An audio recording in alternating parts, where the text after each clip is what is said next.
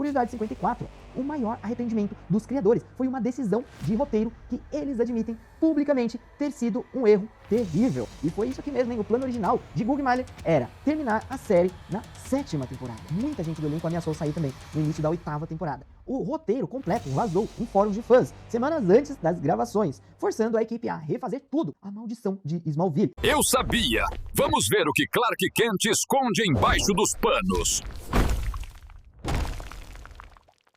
Curiosidade 54. O maior arrependimento dos criadores foi uma decisão de roteiro que eles admitem publicamente ter sido um erro terrível. E você consegue adivinhar qual é?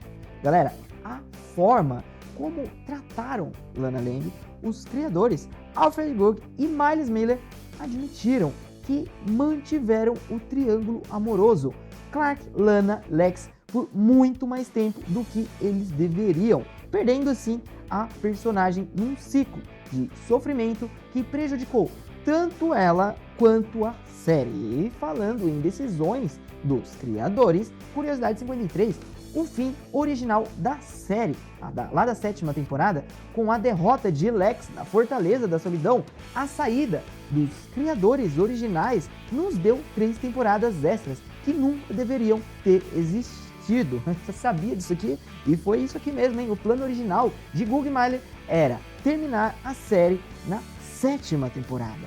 A sua saída e a continuação do show por novos produtores levaram a arcos como Doomsday e Darkseid, que não faziam parte da visão original. E falando em visões, curiosidade 52, a saída dos criadores originais. Guggenheim foi amigável ou foi uma briga feia com o estúdio que deixou o elenco se sentindo abandonado e mudou completamente o rumo da série para sempre? Briga feia, e eles tiveram desentendimentos profundos com o estúdio sobre o orçamento, coisa que já vinha tendo há muito tempo. A direção criativa e a sua saída abrupta foi um choque pro elenco e a equipe, né, que se sentiram abandonados. Muita gente do elenco ameaçou sair também no início da 8ª temporada. E falando em abandonos, curiosidade 51, o roteiro que vazou é real. Um episódio inteiro da 8ª temporada teve que ser reescrito às pressas, porque a história completa apareceu online antes da hora. E olha só, galera, isso aconteceu de verdade. O episódio idêntico, o roteiro completo vazou em fóruns de fãs semanas antes das gravações, forçando a equipe a refazer tudo com mudanças significativas na história, para tentar, né, surpreender o público que já conhecia todos os detalhes. Olha o rolo que foi essa 8ª temporada aqui. Nível de acesso, guerra de egos e salários. Agora as luzes se apagam, vamos falar do que realmente acontecia quando as câmeras não estavam a gravar. Vamos aqui falar de egos, dinheiro e poder. Curiosidade 50, Lana versus Lois, a guerra fria nos bastidores. A rivalidade entre Kristen Kruk e Erica Durance era real? Fontes anônimas do set descrevem uma competição intensa entre elas pelo posto de protagonista feminina, com indiretas e um clima tenso fora das câmeras. Acontecia sim, mas era uma rivalidade totalmente profissional. Pelo menos elas garantiam. Kristen Kruk era a estrela estabelecida e a Erica Durance chegou depois e sua personagem explodiu em popularidade. Elas não se odiavam, mas competiam ferozmente, o que gerava um clima tenso e saía faísca às vezes. E essa competição não era exclusiva delas. Curiosidade 49, o favorito de Clark. Com qual das duas atrizes, Kristen Kruk ou Erica Durance, Tom Welling tinha mais química em uma relação de trabalho genuinamente melhor nos bastidores?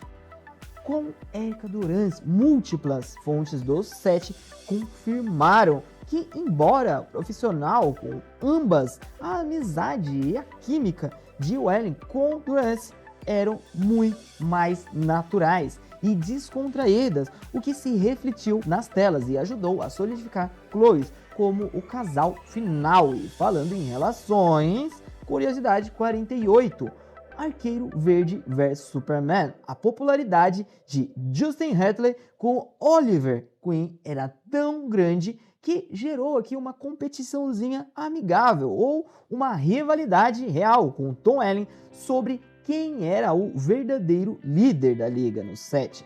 E galera, era uma rivalidade amigável, mas, sim, real, Justin tinha um carisma que, por suas vezes, ofuscava o protagonismo mais reservado do Tom Welling. Havia aqui uma competição saudável para ver quem tinha as melhores cenas de ação e as melhores falas.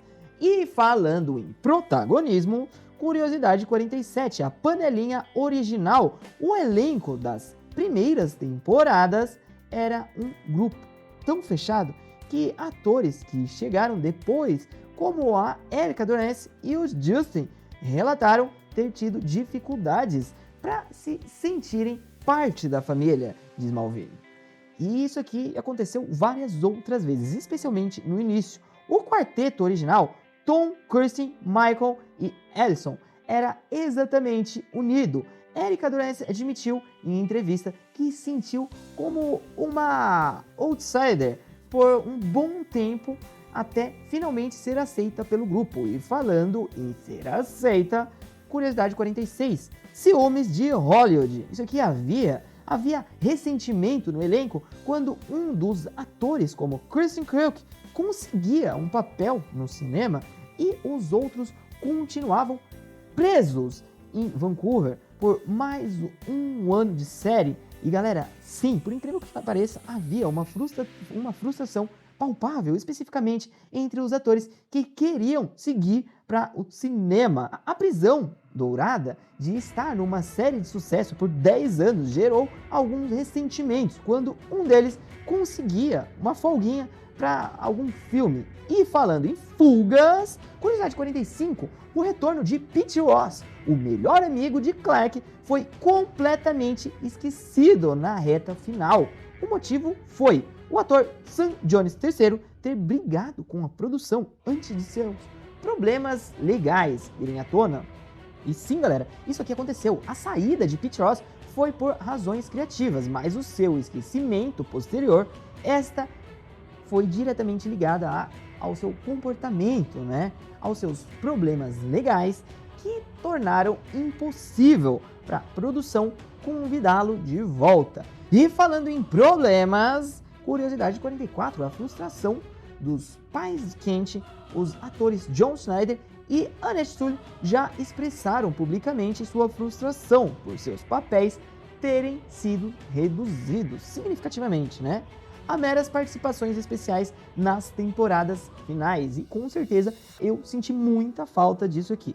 Ambos expressaram de forma diplomática que sentiram que a série perdeu um pouco de sua alma quando bússola moral dos pais quente foi deixada de lado em favor de mais ação e tramas de Metrópolis. E galera, falando em bússolas morais, vamos agora à curiosidade 43, o poder de veto de Welling como produtor. Tom Welling tinha o poder de mudar o roteiro, é verdade, que ele vetou pessoalmente várias histórias de que não gostava, incluindo um romance mais explícito entre Clark e Chloe. Claro, teve vários outros fatores que também contribuíram para isso, mas ele confirmou que usou seu poder de produtor para proteger o que ele via como o coração da jornada de Clark. Ele vetou tramas que considerava demasiada, desviando do canônico, incluindo um romance oficial com a Chloe.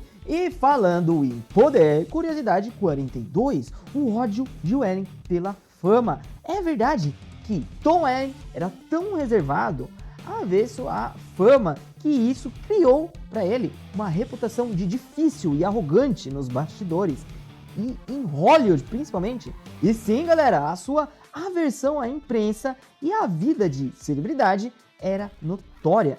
E ele não era arrogante, mas extremamente privado, e é até hoje, o que foi frequentemente mal interpretado por jornalistas e executivos. E falando em reputações, vamos agora à curiosidade 41, a maldição de Smallville. Porque tantos atores de elenco principal, incluindo o próprio Tom Welling, a Kristen Kruk e o Michael Rosenbaum, tiveram dificuldades em conseguir papéis de grande destaque após o fim da série seria a Maldição do Superman, né? Já ouviu falar sobre isso aqui? É uma combinação. A maldição é real, no sentido de que ficar associado a um papel tão icônico por uma década torna difícil para o público e os diretores de elenco vê-los como outra pessoa. É o preço de um sucesso estrondoso. E falando em preços, curiosidade 40, o salário da Discórdia, o salário de Tom Welling era tão maior do que o resto do elenco